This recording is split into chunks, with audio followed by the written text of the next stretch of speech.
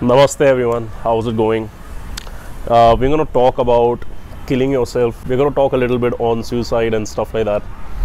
And this is not really a prepared video or anything. Like, again, most of my videos are not prepared, but I just want to share a few thoughts which I have. So, because like, I just feel it's such an easy, escape that people run to nowadays. Like, it's so frequent, the number of people who reach out to me, or when like people are going through shit in their life, the first thought which comes to people's minds, like on a probability basis for a lot of people, is that I wish I could just kill myself, or I wish, like, that's how casual it has become. And I'm talking about the young people, especially, like, adolescents, teenagers, people in their 20s, people in their early 30s who have started to go through shit in their marriage and their careers and stuff like that, midlife crisis and all of that. The first thought which comes is like, fuck yeah, I wish I could kill myself. And for me especially, this had happened for the first time around the age of 21, and my actual really bad depressed and suicidal state came around the end of 2015. And which is ironic, because like looking back, I just feel like, at the age of 21, my father, on the other hand, he was taking bullets. He was on the borders of India and Burma, or India and Myanmar, and like he was actually taking bullets. His friends were dying, and like he was stepping on landmines and shit like that. So that just like made me real. And like, he still didn't want to die. Like, he was there, but he still was looking forward to a lot of things when he's told me all of his stories. But anyway, so I personally came around this state, especially at the end of, I came to this state especially at the end of 2015, because I was going through a bunch of shit for almost 2 years, and like one battle after another before the previous one could get over. And it sort of happened that I was also studying very, very dark philosophy at the same time. So it was kind of fucked up, but it's all right. So I actually like, and this is like a very, very broad topic, right? Like suicide, death, these are amazing things to talk about, to be honest, and they are pretty broad. But like, there were just a few thoughts which were in my mind, because people who reach out to me on Instagram or the DMs and stuff like that, and like a lot of people just talk about this particular option as the only escape plan from a lot of things. And I don't get it as to how come we have raised a generation of pussies today, where at one point of time people our age used to be doing way more, like things which would need way more guts, and they had way more resilience, they had way more grit than the people of today. So anyway, the first thing I want to share with you guys is something I learned in a conversation with this Sikh gentleman I had met like in a gym in Bombay. And this was actually not so long ago. This was like, I think, around 5-6 months ago. I wish I knew this back when I was in my bad state. We ended up sharing a machine in the gym, and he and I, we started talking, all right, and we started talking about some pretty deep shit, and like for 2 hours we were just standing at the same spot and just talking, and he was like more than double my age, and he had sons of my age and stuff like that, and we just started talking, and we went onto the subject of death. And I told him about when I was in this state, and he shared with me something that he said that what, like, you die only once. And this is very contrary to that popular line which you hear, you only live once. Fuck no, you don't live just once, man. You live every single day. Like, every fucking single day. That's what this gentleman told me, that you get to live every single day, whereas you die on just one day, and that's it. It's finished. It's irreversible.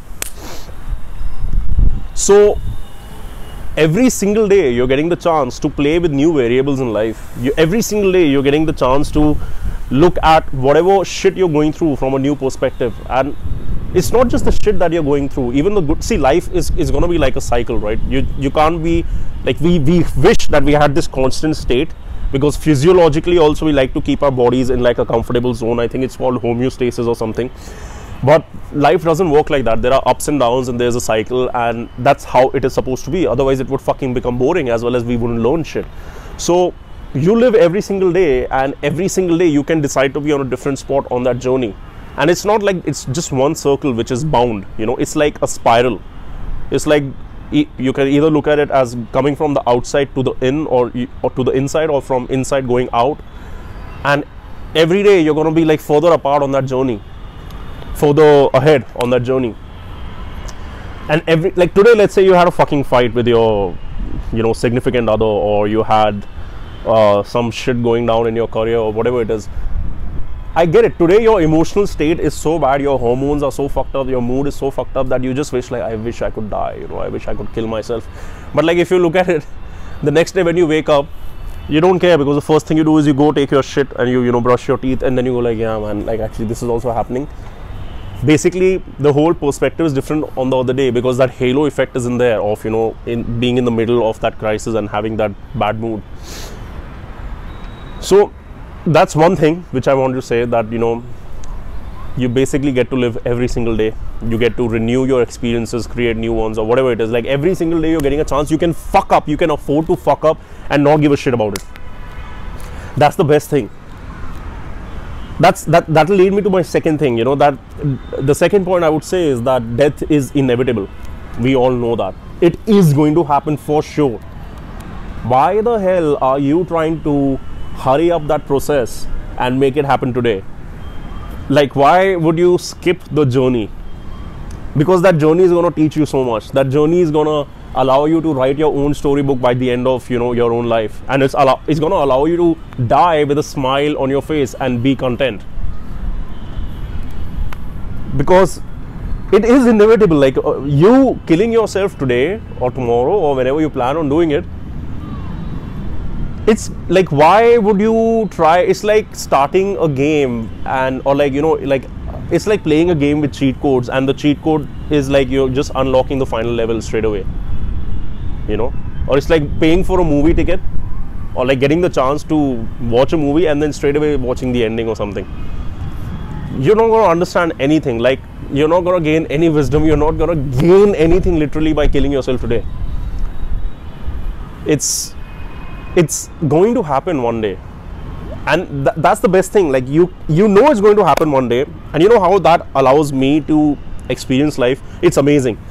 I personally am super immersed and in the moment and in the present of every experience that I go through, each and every single day. But at the same time, so like I'm enjoying those waves. I'm having fun. I'm going down. I'm going low. I'm getting sad. On that spiral, I'm like in that spiral, and I'm enjoying. At the same time, I am outside of all of that. At the same time, I'm looking at everything from far away, like this fucker. Like, let him just fucking play around, because none of this matters. So I have that fucking liberty to live those dual, you know, lives, like those two different lives at the same fucking time. Because on one hand, I want to enjoy each and every experience, and I want to write a book each and every single day, and at the other hand, I know that writing that book doesn't really matter.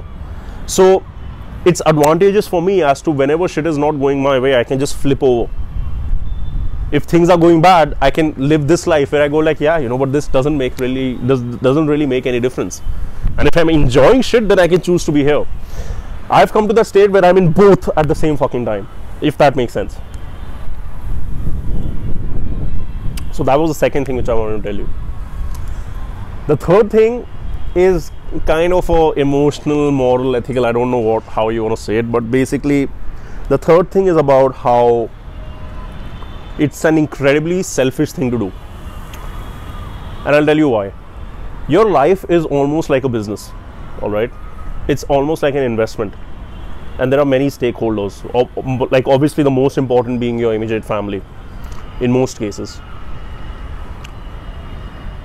And these stakeholders, I would not say that they have expectations out of you. No, they have wishes for you. They wish to see you turn out a certain way in life. They wish to see you live happily. They wish to create memories with you. They wish to have you around when they cross big milestones in their life. These might just be 2-3 people in your life, or just one, or maybe even no one, but like probably someone somewhere will forge a bond with you, with whom, you know, you will be able to create all of this. But there are people who wish to be there in your life, and who wish for you to be there in their life. You'll be robbing them of their wishes. You'll be taking away their ability to wish to see, like if it's your parents, to let you see, you know, to let them see you grow up, graduate, like fall in love, fail, win, all of those things. So I feel that, in a way it would be selfish.